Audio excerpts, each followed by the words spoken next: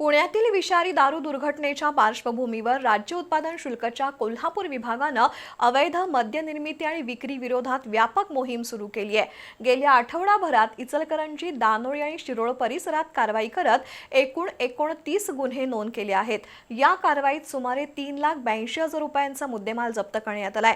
गंमत म्हणजे एखादी दुर्घटना घडल्यानंतरच राज्य उत्पादन शुल्क विभागाला जाग येते आणि केवळ गुन्हे दाखल करून अधिकारी निवांत होतात। पुण्यातील विषारी दारू दुर्घटनेनंतर राज्य उत्पादन शुल्क विभागाला जाग आली। त्यातून 29 मे ते 4 जून दरम्यान दानोळी, इचलकरंजी आणि शिरोळ परिसरातील अवैध गावठी दारू निर्मिती आणि विक्री अड्ड्यांवर छापे टाकण्यात आले। सुमारे 460 लिटर गावठी हातभट्टी दारू आणि 8,000 लिटर कच्चं रसायन जप्त करण्यात आलं। या कारवाईत 3,51,000 रुपयांची दारू जप्त झाली।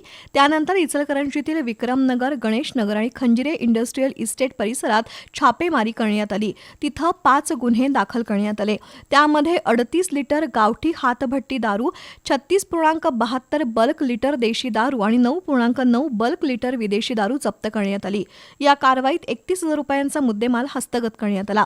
इतके गुन्हे नोंद केले आणि इतकी लिटर दारू जप्त केली याचे आकडे देऊन राज्य उत्पादन शुल्क विभाग स्वतःची पाठ थोपटून घेतो। पण वर्षभर हे बेकायदेशीर दारू अड्डे खुलेआम सुरूच असतात। केवळ कागदावर दाखवण्यासाठी कारवाईचा फार्स केला जातो।